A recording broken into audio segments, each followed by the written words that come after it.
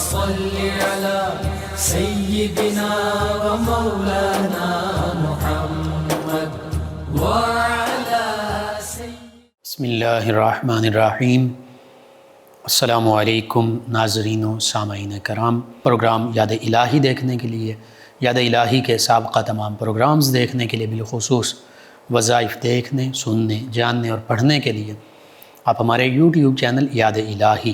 یعنی YAADSPECILAHI YouTube channel یاد الہی کو سبسکرائب بھی کیجیے، لائک بھی کیجیے، کمنٹس بھی کیجیے، تاکہ یاد الہی کے مختلف پروگرامز اور وظائف سے آپ مکمل رہنمائی حاصل کر سکیں۔ اسی طرح یاد الہی پروگرامز دیکھنے کے لیے اور وظائف سے رہنمائی حاصل کرنے کے لیے فیس بک پیج یاد الہی کو بھی آپ جوائن کر سکتے ہیں۔ جی ناظرین و سامعین، پروگرام یاد الہی میں روزانہ عظیم ہستیوں کے تذکارے پاک کیے جاتے ہیں اور اس کے ساتھ ساتھ کچھ ایسے موضوعات پر گفتگو ہوتی ہے جن سے آپ کو رہنمائی حاصل ہوتی ہے۔ آج سیدنا عبداللہ بن حذافہ سہمی رضی اللہ تعالیٰ عنہ آپ کے تذکارے پاک ہوں گے۔ اس سے پہلے کتاب الشفا سے آج کا خاص وظیفہ کینسر کی بیماری کا روحانی علاج۔ کینسر عام طور پہ لا علاج بیماری سمجھی جاتی ہے۔ اس کا میڈیسن کے ذریعے بھی علاج کروائیے، اللہ تعالیٰ چاہے تو کسی بھی طریقہ علاج سے شفا عطا فرما دے۔ حقیقت میں تو شفا دینے والی ذات اللہ تعالیٰ کی ہے، اور دوا کے ساتھ ساتھ، علاج کے ساتھ ساتھ، طبی علاج کے ساتھ ساتھ روحانی علاج بھی کیجیے۔ وہ کیا ہے وہ سماعت کر لیجیے۔ سورہ یونس کی آیت مبارکہ 81 اور 82۔ سورہ یونس کی یہ آیات، ان کو 81 اور 82 کو اول آخر درود پاک پڑھ کر تعداد میں درود پاک پڑھیے، شروع میں بھی آخر میں بھی۔ مریض پر دم کرنے سے کینسر کی بیماری سے انشاءاللہ شفا نصیب ہوگی۔ سورہ یونس کی آیات بینات 81 اور 82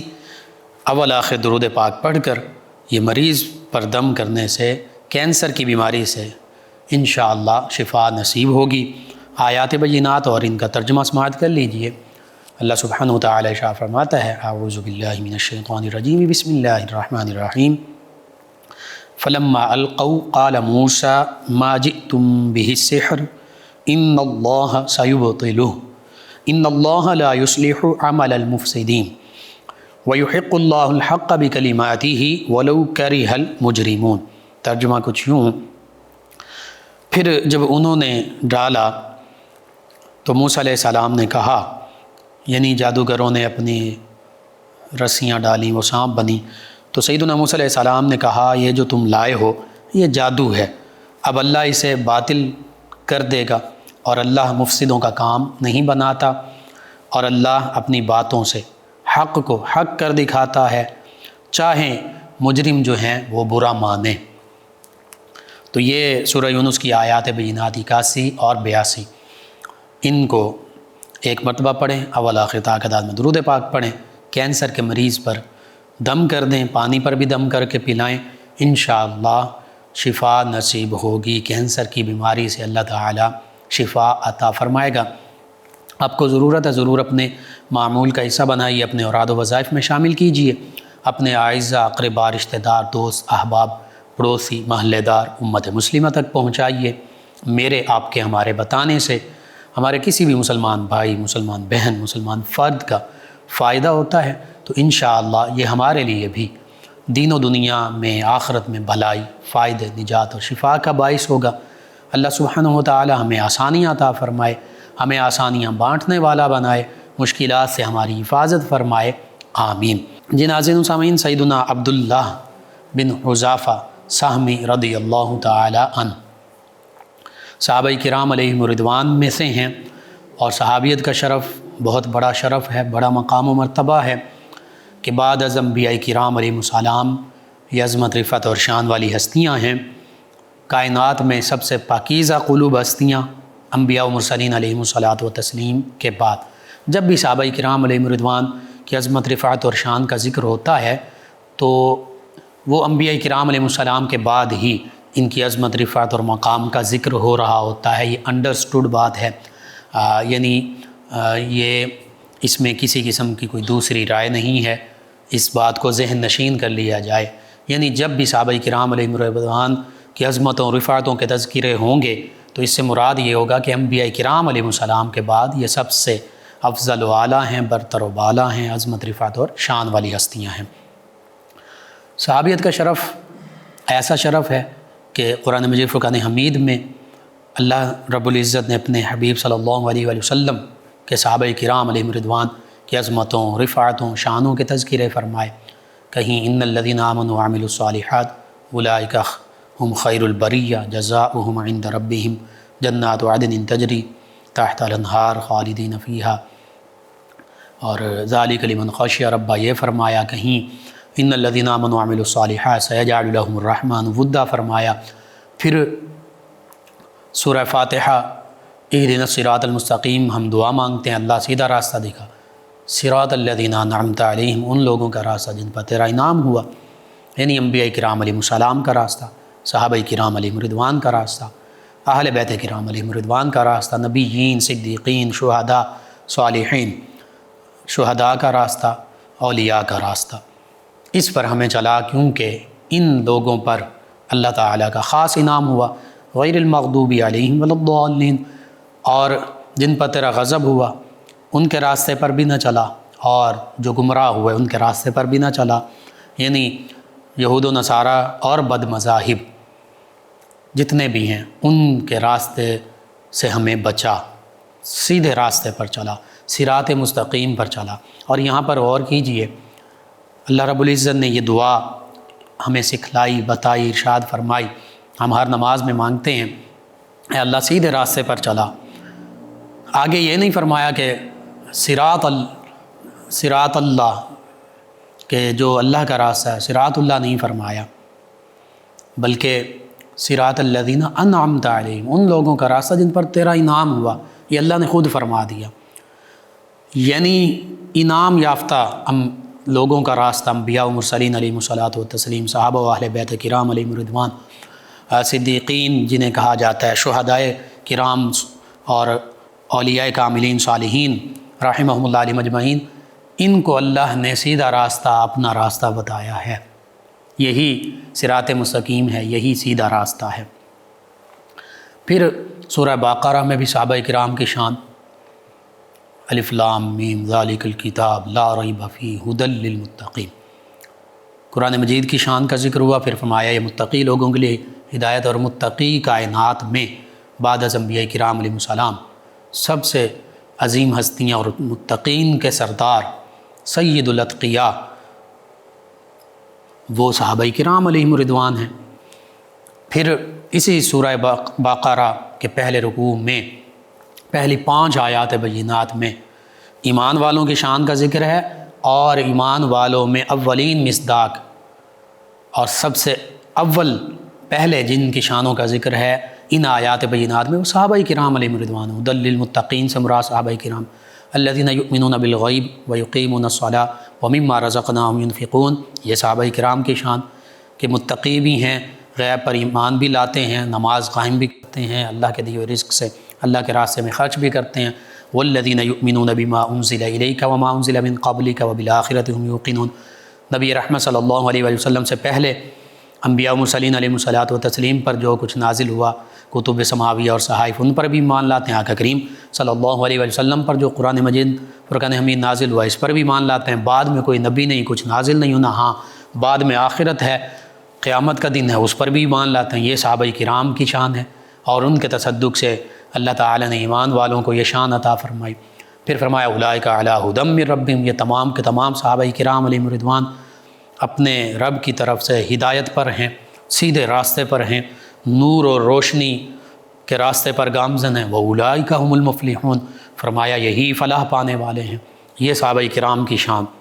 پھر اگلی 2 آیات بینات میں دنیا کے تمام کفار مشرکین ان کا ذکر ہوا کہ جو کفار مشرکین ہیں آپ انہیں ڈرائیں یا نہ ڈرائیں، یہ ایمان نہیں لانے والے، ان کے لیے ڈرانا نہ ڈرانا برابر ہے، اور اللہ نے ان کے دلوں پر مہر لگا دی ہے، ان کے آنکھوں پر کانوں پر، سماعتوں پر، بصارتوں پر پردے پڑ گئے ہیں اور ان کے لیے عذاب عظیم ہے۔ دو ہی آیات میں جو واضح کفار اور مشرکین ہیں، یہود و نصارہ اور دیگر مذاہب کے ماننے والے، ان کی مذمت بیان فرما دی۔ اور پھر اگلا رکوع، دوسرا پورا رکوع، وہ منافقین کی مذمت میں نازل ہوا، اور بالخصوص وہ منافقین جو اللہ کے نبی صلی اللہ علیہ وآلہ وسلم کے ساتھ بھی منافقت رکھتے تھے، اسلام کے ساتھ بھی، اور خاص طور پر سورہ بقرہ کے دوسرے رکوع میں ان منافقین کا ذکر ہے جو صحابہ کرام علیہم رضوان کے بارے میں منافقت رکھتے تھے، صحابہ کرام علیہم رضوان کی شان میں گستاخی کرتے تھے، غلط جملے بولتے تھے، تنقیصانہ جملے بولتے تھے، گستاخی کے جملے بولتے تھے۔ وہ جملے بھی اللہ تعالیٰ نے ان کے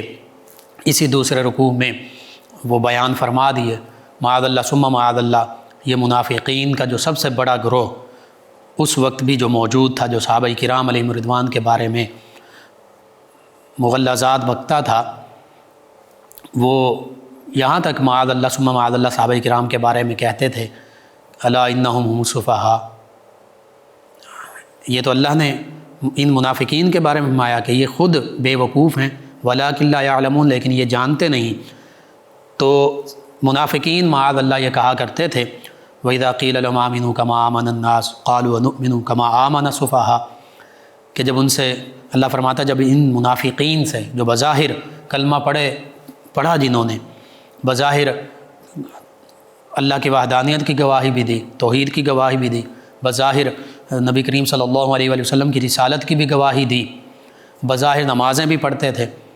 بظاہر اپنے آپ کو مسلمان بھی کہتے تھے، منافقین کا اس دور کا بڑا گروہ جس کا سرغنہ، جس کا سردار عبداللہ بن ابی تھا،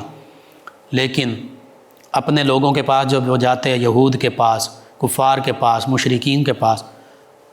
تو کہتے ہم ان لوگوں کی طرح ایمان لائیں جو بے وقوف ہیں، معاذ اللہ ثم معاذ اللہ۔ صحابہ کرام کو وہ بے وقوف کہتے تھے۔ اللہ نے فرمایا صحابہ کرام علیہم رضوان بے وقوف نہیں ہیں، بلکہ یہ خود بے وقوف ہیں اور یہ جانتے بھی نہیں ہیں کہ یہ بے وقوف ہیں۔ یہ ایک آیت مبارکہ دوسرا رکوع میں سے، آپ پورا دوسرا رکوع پڑھیے، آپ کو پتہ چلے کہ صحابہ کرام علیہم رضوان کی شان میں تنقیص کرنے والوں کی اللہ تعالیٰ نے سورہ بقرہ کے دوسرے رکوع میں مذمت بیان فرمائی۔ اور پھر یہ جو صحابہ کرام علیہم رضوان کے دشمنوں کی مذمت اللہ بیان فرما رہا ہے، یہ حقیقت میں صحابہ کرام علیہم رضوان کی شان کا ذکر ہو رہا ہے کہ یہ منافقین جس طرح صحابہ کرام علیہم رضوان کے بارے میں منہ کھول کھول کر مغلظات بکتے ہیں، صحابہ کرام علیہم رضوان ہرگز ایسے نہیں ہیں، بلکہ وہ تو بڑی شانوں والے ہیں۔ تو دوسرا رکوع کا ترجمہ، تفسیر، مستند، اور بالخصوص جو آج سے صدیوں پہلے علماء نے، مفسرین نے تفاسیر لکھی عربی میں، ان کے مستند اردو ترجمے پڑھ لیجئے، ان کی مکمل تفسیر پڑھیے، اور مستند اتھینٹک محبت والے علماء کرام کے پاس بیٹھیے جو حق بات کرتے ہیں، ان سے پوچھیے، سنیے، پڑھیے، تو آپ کو پتہ چلے گا کہ اس دوسرے رکوع میں بالخصوص صحابہ کرام علیہم رضوان کی شانوں کا ذکر ہے، اور منافقین جو صحابہ کرام علیہم رضوان کو برا بھلا کہتے تھے ان کی مذمت بیان فرمائی ہے۔ اسی طرح سورۃ المنافقون میں اللہ کے حبیب صلی اللہ علیہ وآلہ وسلم کے ساتھ منافقت کرنے والے انہی منافقین کا ذکر ہے جو صحابہ کرام کے ساتھ بھی منافقت رکھتے تھے، اور اللہ تعالیٰ نے تو بڑے واضح انداز میں فرمایا کہ یہ قالوا نشہد انک لرسول اللہ، کہ یہ منافقین کہتے ہیں کہ ہم گواہی دیتے ہیں آپ اللہ کے سچے رسول ہیں۔ اللہ فرماتا ہے کہ یہ بات حق ہے کہ اور سچ ہے کہ اے نبی صلی اللہ علیہ وآلہ وسلم آپ سچے رسول ہیں، لیکن یہ منافقین جھوٹے ہیں، یعنی یہ صرف اوپر سے کہتے ہیں کہ محمد صلی اللہ علیہ وآلہ وسلم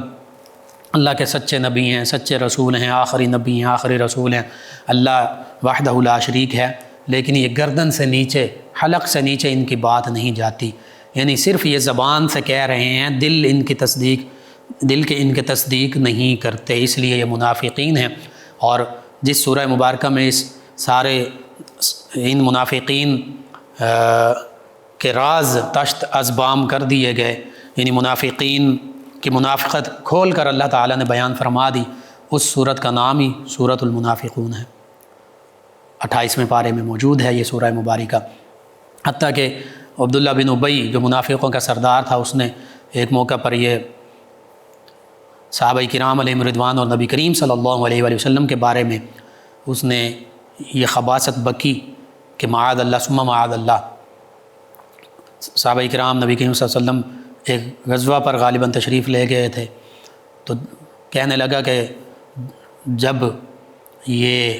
معاذ اللہ ثم معاذ اللہ نقل کفر نہ باشد کہ یہ ذلیل لوگ واپس آئیں گے تو ہم عزت والے لوگ انہیں مدینہ طیبہ سے نکال دیں گے۔ اس نے یہ سمجھا کہ یہ جنگ میں غزوہ میں شکست پا جائیں گے، جو بچے کھچے ہوں گے تو ہم انہیں نکال دیں گے۔ عبداللہ بن ابی جو بظاہر مسلمان بنا ہوا تھا، حقیقت میں منافقوں کا سردار تھا۔ تو یہ سورہ منافقون جو ہے اس میں اس بات کا بھی ذکر موجود ہے کہ ہم عزت والے معاذ اللہ ثم معاذ اللہ، صحابہ کرام ذلت والے ہیں یا نبی کریم صلی اللہ علیہ وسلم معاذ اللہ ثم معاذ اللہ ان منافقین کی دانست میں ذلت والے ہیں، تو اپنے آپ کو عزت والا سمجھ رہا ہے، منافقین کو یہود کو عزت والا سمجھ رہا ہے۔ تو اس نے کہا کہ ہم عزت والے ان ذلت والوں کو معاذ اللہ مدینہ طیبہ سے نکال دیں گے۔ تو اللہ رب العزت نے کیا فرمایا؟ فرمایا وَلِلَّهِ الْعِزَّةُ وَلِرَسُولِهِ وَلِلْمُؤْمِنِينَ وَلَكِنَّ الْمُنَافِقِينَ لَا يَعْلَمُونَ۔ اللہ سبحانہ وتعالی نے فرمایا کہ عزت تو ساری کی ساری اللہ تعالیٰ کے لیے ہے، عزت تو ساری کی ساری اللہ کے رسول صلی اللہ علیہ وآلہ وسلم کے لیے ہے، عزت تو ساری کی ساری اللہ کے رسول صلی اللہ علیہ وآلہ وسلم کے صحابہ کرام علیہم رضوان کے لیے ہے۔ اور پھر فرمایا وَلَكِنَّ الْمُنَافِقِينَ لَا يَعْلَمُونَ، ہاں لیکن منافقین نہیں جانتے، منافقین علم نہیں رکھتے کہ حقیقت میں ساری عزتیں اللہ کے حبیب صلی اللہ علیہ وآلہ وسلم اور صحابہ کرام علیہم رضوان ہی کے لیے ہیں۔ اور پھر عبداللہ بن ابی منافق کا بیٹا، انہیں اللہ تعالیٰ نے حقیقی صحابیت کا شرف عطا فرمایا تھا، وہ حقیقی مومن تھے، ان کا نام بھی عبداللہ تھا، عبداللہ بن عبداللہ۔ انہوں نے جب یہ سنا کہ میرا باپ یہ غلاظت بک رہا ہے تو انہوں نے اپنے باپ کو پکڑ لیا، یہاں تک کہا کہ میں تیرا سر قلم کر دوں گا، تو یہ کہہ کہ میں ذلیل ہوں اور نبی کریم صلی اللہ علیہ وآلہ وسلم صحابہ کرام علیہم رضوان عزت والے ہیں، پھر میں تجھے چھوڑوں گا۔ تو پھر عبداللہ بن ابی منافقوں کے سردار کو یہ کہنا پڑا کہ ہاں محمد صلی اللہ علیہ وآلہ وسلم اور آپ کے صحابہ کرام علیہم رضوان عزت والے ہیں، ہم ہی ذلیل ہیں، میں ہی ذلیل ہوں، یعنی یہود اور منافقین۔ تو اللہ کے نبی صلی اللہ علیہ وآلہ وسلم اور صحابہ کرام علیہم رضوان کی عظمتوں، رفعتوں اور شانوں کے تذکرے قرآن مجید فرقان حمید میں جا بجا موجود ہیں۔ اللہ رب العزت نے فرمایا وَكُلًّا وَعَدَ اللَّهُ الْحُسْنَىٰ، اللہ کے حبیب صلی اللہ علیہ وآلہ وسلم کے جتنے صحابہ کرام علیہم رضوان ہیں، اللہ فرماتا ہے اللہ نے ان سب کے ساتھ جنت کا وعدہ فرمایا ہے۔ اور پھر حدیث مبارکہ بھی اسی کی تائید میں موجود ہے، نبی رحمت صلی اللہ علیہ وآلہ وسلم نے ارشاد فرمایا کہ جس نے میری زیارت کی ایمان کی حالت میں، جس مسلمان نے میری زیارت کی اور جس نے میری زیارت کرنے والے کی زیارت کی، یعنی میرے صحابہ کرام علیہم رضوان میں سے کسی ایک کی بھی زیارت کی، جس مسلمان نے، فرمایا لا تمس النار، نہ میرے صحابہ کرام علیہم رضوان کو جہنم کی آگ چھوئے گی، نہ میرے صحابہ کرام علیہم رضوان کو محبت کے ساتھ ایمان کے ساتھ زیارت کرنے والوں کو جہنم کی آگ چھوئے گی۔ یعنی صحابہ کرام علیہم رضوان اور تابعین اعظام علیہم رضوان ان کے جنتی ہونے کی نبی کریم صلی اللہ علیہ وآلہ وسلم بشارت دے رہے ہیں، اور یہ بشارت اس آیت مبارکہ میں بھی ہے، سورۃ توبہ کی آیت مبارکہ 100 میں بھی، جو تمام صحابہ کرام اور بالخصوص اس کا پہلا حصہ مہاجر اور انصار صحابہ کرام علیہم رضوان کی شان بیان کرتے ہیں، دوسرا حصہ باقی صحابہ کرام علیہم رضوان کی شان اس کا ذکر ہے اس میں، اور صحابہ کرام علیہم رضوان کے تصدق سے اگر ہم بھی عمدگی بھلائی اور نیکی کے ساتھ صحابہ کرام علیہم رضوان کی اتباع کرتے ہیں، نقش قدم پر چلتے ہیں، تو ہم جیسے گناہگار بھی انشاءاللہ اللہ تعالیٰ کی طرف سے اس خوشخبری کے مصداق بنیں گے۔ وہ کیا ہے وہ بھی سماعت کر لیجئے۔ سیدنا عبداللہ بن حذافہ سہمی رضی اللہ عنہ بھی اس کا مصداق ہیں۔ اللہ رب العزت فرماتا ہے والسابقون الاولون من المہاجرین والانصار، کہ مہاجر اور انصار صحابہ کرام جو ایمان میں سبقت لے جانے والے، پہل اختیار کرنے والے، سب سے پہلے ایمان لانے والے ہیں، چاہے مہاجر ہوں چاہے انصار صحابہ کرام ہوں۔ اور پھر فرمایا والذین اتبعوہم بإحسان، اور پھر احسان کے ساتھ، نیکی اور بھلائی کے ساتھ، خلوص نیت کے ساتھ ان صحابہ کرام علیہم رضوان کی اتباع کرنے والے دیگر صحابہ کرام، تابعین اعظام، حتیٰ کہ قیامت تک آنے والے ایمان والے، فرمایا رضی اللہ عنہم ورضوا عنہ، اللہ تعالیٰ ان سب سے راضی ہے اور یہ سب اللہ سے راضی ہیں۔ اور وَأَعَدَّ لَهُمْ جَنَّاتٍ تَجْرِي تَحْتَهَا الْأَنْهَارُ خَالِدِينَ فِيهَا أَبَدًا، فرمایا اللہ تعالیٰ ان سے راضی، یہ سب اللہ سے راضی، اور اللہ تعالیٰ نے ان سب کے لیے جنتیں تیار کر رکھی ہیں، جنت کے باغات تیار کر رکھے ہیں جن کے نیچے نہریں بہتی ہیں، خالدین فیہا ابدا، ہمیشہ ہمیشہ ان جنتی باغات میں رہیں گے تمام کے تمام صحابہ کرام، چاہے وہ انصار ہیں چاہے وہ مہاجر ہیں، سابقون الاولون ہیں، یا والذین اتبعوہم بإحسان ہیں، ان کے بعد ایمان لانے والے ہیں، حتیٰ کہ ان کی اتباع کے صدقے سے انشاءاللہ ہم گناہ گاروں کو بھی نبی کریم صلی اللہ علیہ وآلہ وسلم کی شفاعت بھی نصیب ہوگی، صحابہ کرام علیہم رضوان کے تصدق سے ہمیں بھی اللہ تعالیٰ کی رضا حاصل ہوگی، انشاءاللہ اللہ کی بارگاہ میں سرخرو ہوں گے۔ تو یہ صحابہ کرام علیہم رضوان کی شان ہے، یہ سیدنا عبداللہ بن حذافہ سہمی رضی اللہ عنہ کی شان ہے۔ اس میں گرامی آپ کا عبداللہ ہے، کنیت ابو الحارث، اور کچھ نے ابو حذیفہ بھی کنیت آپ کی لکھی، اور بدری صحابہ کرام میں بھی شامل ہیں۔ بعض چند ایک دو مورخین نے اس کے خلاف بھی کہا، یعنی یہ کہا کہ آپ بدر میں شریک نہیں تھے، لیکن اکثر مورخین نے یہ لکھا کہ آپ بدر میں بھی شریک تھے اور دیگر تمام غزوات میں بھی شریک رہے۔ اسی طرح آپ کا سلسلہ نسب دیکھا جائے تو مکۃ المکرمہ سے تعلق رکھتے ہیں عبداللہ بن حذافہ بن قیس بن عدی بن سعد بن سہم بن عمر بن حصیص بن کعب بن لوئی قرشی سہمی، یعنی یہاں پر کعب بن لوئی یہاں پر پہنچ کر آپ کا سلسلہ نسب جو ہے وہ نبی رحمت صلی اللہ علیہ وآلہ وسلم کے ساتھ متصل ہو جاتا ہے، قریشی ہیں، نبی کریم صلی اللہ علیہ وآلہ وسلم کے قرابت دار اور قریش گھرانے کے ساتھ تعلق رکھتے ہیں۔ ابتدا میں ہی اسلام قبول کیا، والسابقون الاولون من المہاجرین میں شامل ہوئے، اور پھر مہاجرین کا جو دوسرا قافلہ حبشہ کی طرف ہجرت جس نے کی، غالباً جس میں 83 سے 85 مرد و خواتین تھے، اس میں آپ بھی شامل تھے، یعنی ہجرت حبشہ ثانیہ میں آپ شریک ہوئے۔ پھر وہاں سے واپسی ہوئی تو پھر مدینہ طیبہ کی جانب ہجرت کی، تو صاحب الہجرتین بن گئے، 2 ہجرتیں کرنے والے۔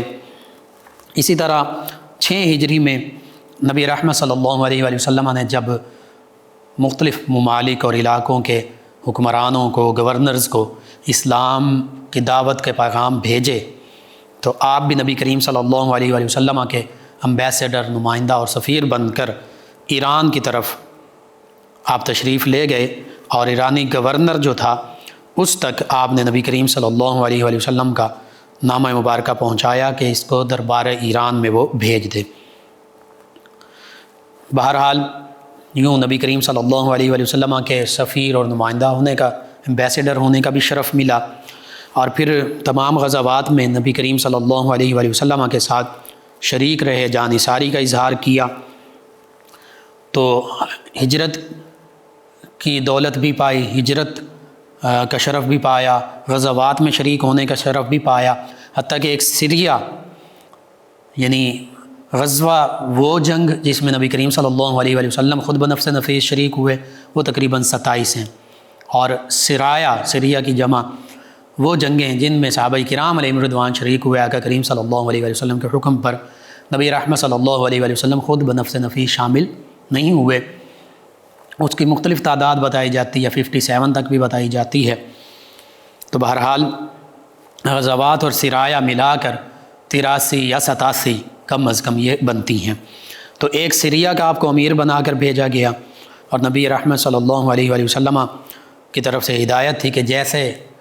آپ کے امیر، صحابہ کرام سے یہ فرمایا کہ امیر جو حکم دیں ان کی اطاعت کرنی ہے۔ اسی طرح سیدنا ابوبکر صدیق رضی اللہ عنہ کے عہد مبارکہ میں اپنی خدمات سر انجام دیتے رہے، سیدنا عمر فاروق اعظم رضی اللہ عنہ کے عہد مبارکہ میں چونکہ نبی کریم صلی اللہ علیہ وآلہ وسلم نے بھی انہیں اپنا سفیر بنایا تھا، تو سیدنا عمر فاروق اعظم رضی اللہ عنہ کے دور میں بھی یہ مختلف جنگوں میں بھی شریک رہے، رومیوں کے ساتھ جو جنگیں ہوئیں ان میں بھی شریک رہے۔ ان کا ایک خاص چیز کا ذکر بالخصوص لازمی کہ جو غالباً صحیح بخاری میں موجود ہے، تفصیل کے ساتھ ہے، جیسے اللہ رب العزت نے قرآن مجید فرقان حمید میں منافقین کے چہرے بے نقاب فرمائے، اسی طرح اللہ کے پیارے حبیب صلی اللہ علیہ وآلہ وسلم نے بھی ایک موقع پر منافقین کے نام لے لے کر مدینہ طیبہ میں مسجد نبوی سے انہیں اٹھا دیا، اور ایک موقع پر آقا کریم صلی اللہ علیہ وآلہ وسلم نے پہلے کائنات کے آغاز سے لے کر جو پہلے کے واقعات تھے وہ آقا کریم صلی اللہ علیہ وآلہ وسلم کی تشریف آوری تک، اور قیامت تک کے واقعات، قیامت کے بعد تک کے واقعات، سزا جزا کے واقعات تک جو مختلف فتنے سر انجام پانے ہیں، ان سارے غیبی معاملات کا ذکر فرما دیا۔ ممبر مبارکہ پر جلوہ افروز ہو کر صبح سے لے کر شام تک درمیان میں صرف نمازیں آقا کریم صلی اللہ علیہ وآلہ وسلم ادا فرماتے، پھر ممبر پر جلوہ افروز ہو جاتے۔ اور یوں ہی نبی کریم صلی اللہ علیہ وآلہ وسلم نے ایک موقع پر لوگوں سے فرمایا، اس میں صحابہ کرام علیہم رضوان بھی موجود تھے، منافقین بھی موجود تھے، کہ جو چاہو تم مجھ سے سوال پوچھ لو۔ تو ایک منافق نے اپنے باپ کے بارے میں پوچھا، تو نبی رحمت صلی اللہ علیہ وآلہ وسلم نے، چونکہ وہ ظنیم تھا، یعنی اپنے حقیقی باپ کی اولاد نہیں تھا، تو اس نے اپنے باپ کے بارے میں پوچھا۔ نبی رحمت صلی اللہ علیہ وآلہ وسلم نے اس کے باپ کا ذکر کر دیا کہ فلاں ہے۔ اسی طرح سیدنا عبداللہ بن حذافہ رضی اللہ عنہ، لوگ ان کے بارے میں بھی چہمہ گوئیاں کیا کرتے تھے ان کے والد گرامی کے حوالے سے، تو انہوں نے نبی کریم صلی اللہ علیہ وآلہ وسلم کی بارگاہ میں کھڑے ہو کر عرض کیا، یا رسول اللہ صلی اللہ علیہ وسلم، میرا باپ کون ہے؟ تو ان کے باپ حذافہ ہیں، عبداللہ بن حذافہ ان کا نام اس میں گرامی ہے۔ تو آقا کریم صلی اللہ علیہ وآلہ وسلم آیا کہ عبداللہ تمہارے باپ حذافہ ہیں۔ یوں وہ لوگ جو انگلیاں اٹھاتے تھے آپ کی طرف، آپ کے والد کے حوالے سے چہمہ گوئیاں کرتے تھے، ان کو ان کا جواب مل گیا کہ ان کے والد جو ہیں وہ حذافہ ہی ہیں۔ اسی طرح سیدنا عمر فاروق اعظم رضی اللہ عنہ کے عہد مبارکہ میں جب رومی فوج، رومن امپائر اس وقت اپنے آپ کو سپر پاور کہلاتی تھی، اپنے آپ کو بڑی طاقت سمجھتی تھی، دوسری پرشین امپائر تھی، یہ دو سلطنتیں تھیں، امپائرز تھیں جو اپنے آپ کو سپر پاورز کہلاتی تھیں، جیسے آج سمجھ لیجئے کہ امریکہ اور روس یا امریکہ اور چائنا اپنے آپ کو سپر پاور سمجھتے ہیں، بالخصوص امریکہ۔ تو رومن امپائرز کے خلاف صحابہ کرام علیہم رضوان نے جنگ کی، جہاد کیا۔ اس دوران سیدنا عبداللہ بن حذافہ رضی اللہ عنہ جو ہیں آپ قید کر لیے گئے۔ جب آپ قید کر لیے گئے تو ہرقل شاہ روم، قیصر جس کا لقب تھا، اس کے پاس پیش کیے گئے، وہاں قید رہے۔ اس نے آپ چونکہ بہت خوبصورت تھے، بہت فصیح گفتگو کرنے والے تھے، اللہ تعالیٰ نے بڑی شانیں آپ کو عطا فرمائی تھیں، کوالٹیز، تو اس نے آپ کو دیکھ کر وہ بڑا متاثر ہوا، تو اس نے کہا کہ آپ عیسائیت قبول کر لیں۔ یہاں تک اس نے کہا کہ میں اپنی بیٹی کا رشتہ بھی دوں گا اور اپنی حکومت میں شریک بھی کروں گا۔ تو آپ نے انکار کر دیا۔ جب آپ نے انکار کیا، چونکہ اور قیدی بھی وہاں موجود تھے، مسلمان قیدی، تو ان کا یہ طریقہ تھا، ایک تانبے کی بنی ہوئی گائے کا مجسمہ، اس کے اندر تیل کھولتا تھا، آگ کے اوپر وہ موجود ہوتا تھا بڑا سا، تو اس مسلمان قیدی جو دوسرے تھے ان کو ان کے سامنے اس میں ڈال دیا گیا، ان کا جسم جل بھن گیا، کباب بن گیا، ہڈیاں جو چمکنے لگیں۔ آپ سے پھر کہا گیا اس آیت قبول کر لیں ورنہ یہی انجام ہوگا۔ آپ نے کہا میں کسی صورت بھی اس آیت قبول نہیں کر سکتا۔ اب قیصر روم نے حکم دیا کہ ان کو بھی پھینک دیا جائے اس میں۔ آپ کو جب پھینکا جانے لگا تو آپ کی آنکھوں سے آنسو جاری ہو گئے۔ قیصر کے دل میں پھر لالچ آیا، اس نے سمجھا کہ شاید یہ موت سے ڈر گئے ہیں، تو اس نے آپ سے پوچھا کہ کیوں رونے لگ پڑے ہیں آپ،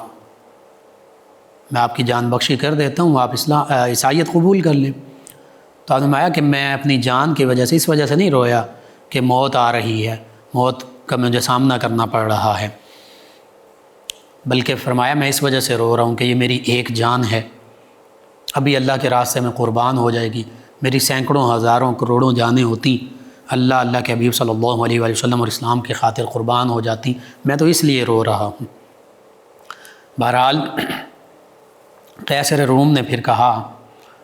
کہ آپ میری پیشانی کا بوسہ لے لیں تو میں آپ کو آزاد کر دیتا ہوں۔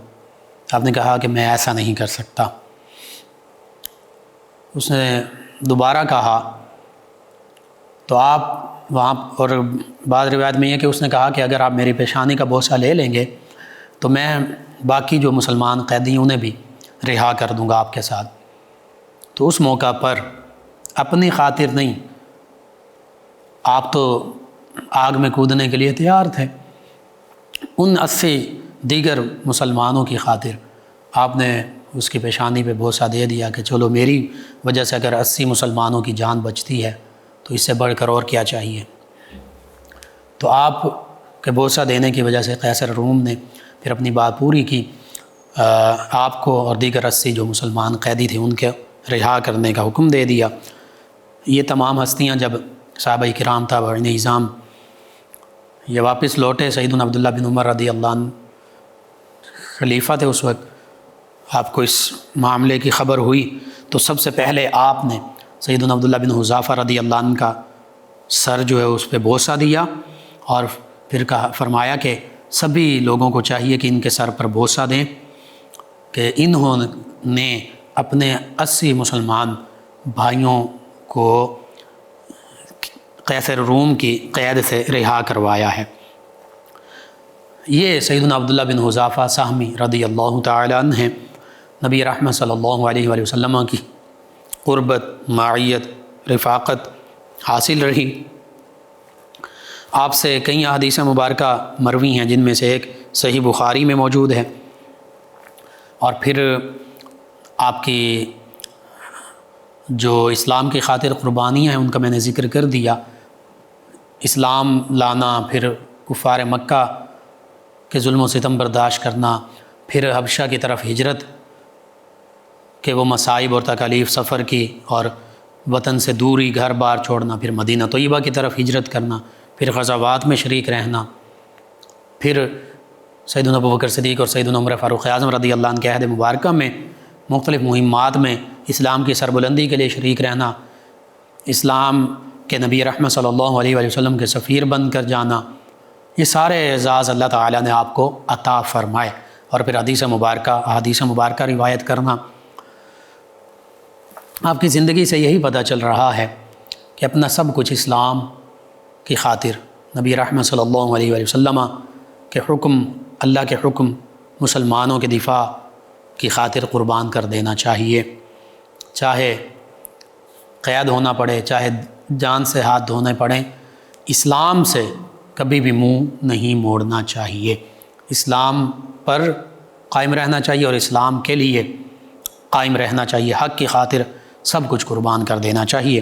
85 ہجری میں آپ کا وصال ہوا۔ اللہ سبحانہ و تعالیٰ سے یہ دعا ہے، اللہ تعالیٰ ہمیں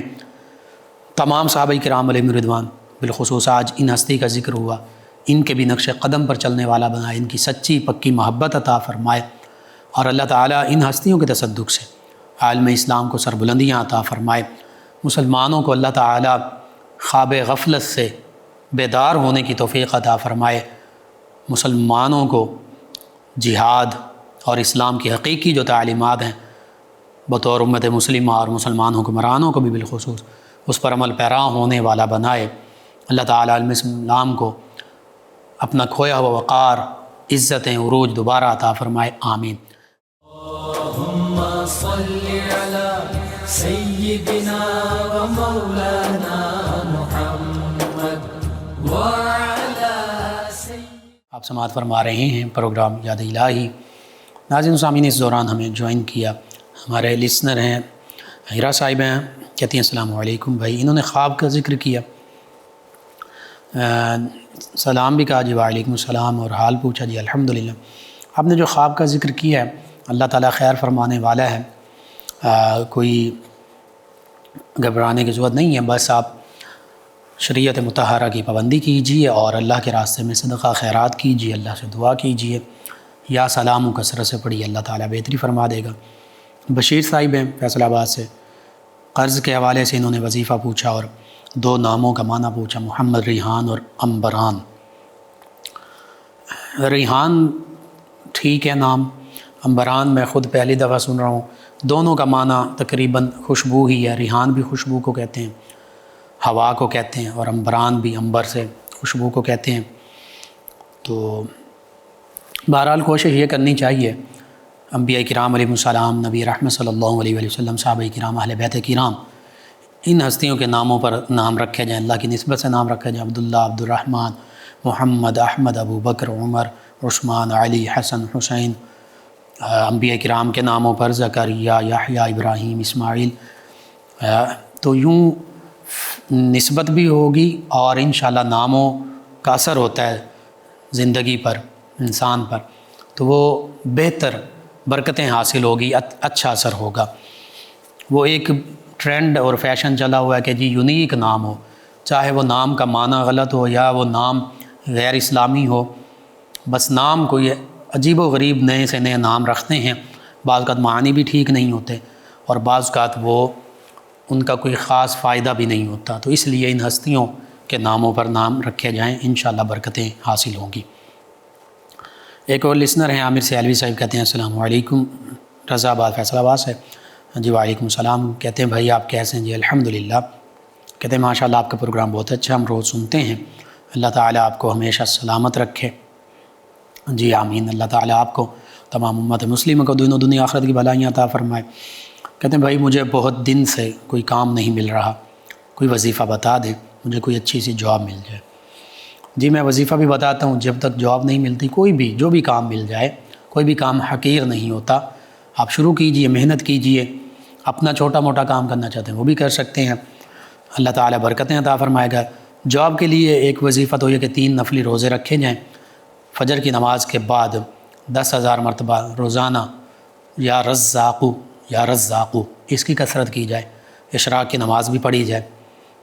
اگر وظیفہ رہ جائے تو اشراق کی نماز کے بعد بھی مکمل کر سکتے ہیں، 3 دن تک یہ عمل کریں۔ ایک دوسرا یا غفارو، یہ سبھی مسلمانوں کے لیے، تمام مسائل کے لیے بہت خوبصورت وظیفہ، اللہ تعالیٰ کے اسم مبارک یا غفارو، اے گناہوں کی بخشش فرمانے والے، یہ پڑھتے رہیں، توبہ کریں اللہ کی بارگاہ میں، شریعت مطہرہ کے مطابق چلنے کی کوشش کریں، یا غفارو کثرت سے پڑھیں، اس کی بے شمار برکتیں ہیں، انشاءاللہ اس کی برکت سے رزق بھی اللہ تعالیٰ عطا فرمائے گا، کوئی بے اولاد ہے تو اولاد بھی عطا فرمائے گا، اسی طرح اللہ تعالیٰ دیگر رحمتوں کا نزول فرمائے گا۔ تو درود پاک کی کثرت کیجئے، استغفار کی کثرت کیجئے، بالخصوص یا غفارو اور یا رزاقو اس کی کثرت کیجئے، یہ سبھی امت مسلمہ کے لیے۔ کامران صاحب نے بھی یہی پوچھا تھا، ان کے لیے بھی یہی وظیفہ ہے۔ افتخار ڈوگر صاحب ہیں، غلام رسول صاحب، احمد صاحب، غلام حسین صاحب، محمد علی عباس صاحب، 208 چک ڈوگرام والا سے، کہتے ہیں آپ کا پروگرام سن رہے ہیں، سلام بھی کہا جی وعلیکم السلام۔ کہتے ہیں جب مؤذن اذان دیتا ہے تو گیدڑ آوازیں نکالتے ہیں، جب کوئی اور اذان دیتا ہے تب نہیں نکالتے ہیں، اس کا کوئی حل بتا دیں۔ اذان جو بھی دیتا ہے وہ مؤذن ہی ہوتا ہے۔ اب آپ نے خاص مؤذن کا ذکر کیا ہوگا جو مسجد میں مقرر ہوں گے، تو اس میں کوئی ایسا معاملہ نہیں ہے، کوئی پریشانی کی ضرورت نہیں ہے۔ کتے بھی بعض اوقات اذان کے بعد بھونکنے لگ پڑتے ہیں، گیدڑ بھی، اس میں کوئی حرج نہیں ہے، کوئی پریشانی کی ضرورت نہیں ہے، کرنے دیں۔ اور حدیث مبارکہ کے مطابق تو شیطان اذان کے وقت گوز مار کر دور بھاگ جاتا ہے، تو اس میں مؤذن جو ہے ان کی بھی کوئی غلطی نہیں ہے، اور ایک عام معاملہ ہے، اس سے آپ نظر انداز کیجیے۔ ایک اور لسنر ہیں، کہتے ہیں السلام علیکم سر۔ جی وعلیکم السلام۔ کہتے ہیں مجھے روزی کے لیے وظیفہ بتا دیں۔ جی ابھی میں نے عرض کی آپ کے لیے بھی یہی وظیفہ ہے، یا غفارو، اس کی کثرت کیجیے، استغفار اور درود پاک کی کثرت کیجیے، نماز پڑھیے، اللہ کو یاد کیجیے، اللہ کی بارگاہ میں سر سجدے میں رکھ کر دعا مانگیے رو کر، دیکھیے پھر آپ کو جو مانگیں گے جو آپ کے حق میں بہتر ہوگا انشاءاللہ ضرور ملے گا۔ مانا والا سے ہیں اسلم صاحب، کہتے ہیں کہ انسان جب فوت ہو جاتا ہے تو لوگ دعا کے لیے آتے ہیں، تو کیا شام کے بعد، مغرب کے بعد بھی دعا کر سکتے ہیں؟ جی کر سکتے ہیں، کوئی اس میں ممانعت نہیں ہے، باقی عام معمول میں یہی بہتر ہے کہ دن کے اوقات میں تعزیت کر لی جائے، اصالِ ثواب کے لیے حاضر ہو جایا جائے۔ ہاں کوئی اگر دور سے آیا ہے یا معذرت یا حقیقت میں اسے دن کو وقت نہیں ملا، تو وہ مغرب کے بعد بھی اصالِ ثواب کے لیے حاضر ہو سکتا ہے، کوئی حرج نہیں، دعا کر سکتا ہے۔ ایک اور لسنر ہیں ہمارے منشا ڈوگر صاحب ہیں چنیوڑ سے، کہتے ہیں آپ کا پروگرام سن رہا ہوں، جی شکریہ آپ کا، سلام بھی کہا۔ جی وعلیکم السلام۔ ایک اور لسنر ہیں، انہوں نے کہا السلام علیکم لقمان بھائی، کیا حال ہیں؟ جی وعلیکم السلام، الحمدللہ۔ انہوں نے کہا کہ ویری نائس پروگرام، اپنی والدہ کے لیے کہتی ہیں کہ وظیفہ پوچھا تھا رسولی کے لیے، بینگن والا کیا ہے لیکن مکمل فرق نہیں پڑا، ختم نہیں ہوئی، اور کہتے ہیں کوئی اور وظیفہ ہے تو بتا دیجئے۔ میں عرض کرتا ہوں شفا دینے والی اللہ تعالیٰ کی ذات ہے، دعا بھی کیجئے، وظیفہ بھی، اور دوا بھی کیجئے، دونوں چیزیں ضروری ہیں، دونوں سنت نبوی ہیں، دونوں کا حکم ہے۔ وظیفے کے طور پر آپ یا رقیبو 300 مرتبہ روزانہ پڑھیے، وہ دم کیجئے، اور علاج اگر ایک طریقہ علاج سے نہیں ہوا، دوسرا طریقہ علاج چینج کر لیجئے۔ ہومیوپیتھی میں عام طور پر رسولیوں اور گلٹیوں کا علاج ہوتا ہے، لیکن کسی پرانے ماہر سنگل ریمیڈی کرنے والے ڈاکٹر جو ہیں ان سے رابطہ کیجئے، انشاءاللہ اللہ تعالیٰ شفا عطا فرمانے والا ہے، اللہ تعالیٰ شفا عطا فرمائے گا۔ یا سلاموں کی کثرت کیجئے، اللہ تعالیٰ ہر قسم کی صحت سلامتی عطا فرمائے گا۔ آپ تمام ویورز کا، لسنرز کا شکریہ، آپ ہمیں جوائن کرتے ہیں، پروگرام یاد الہی میں شامل ہوتے ہیں، اپنے فیڈ بیک سے ہمیں آگاہ کرتے ہیں۔ ناظرین و سامعین، پروگرام یاد الہی کا وقت ختم ہو جاتا ہے، انشاءاللہ کل صبح دوبارہ آپ سے ملاقات ہوگی پروگرام یاد الہی میں۔ اپنے میزبان محمد لقمان رضا اور ہماری ٹیم کو اجازت دیجیے، اللہ نگہبان۔ اللہم صل علی سیدنا و مولانا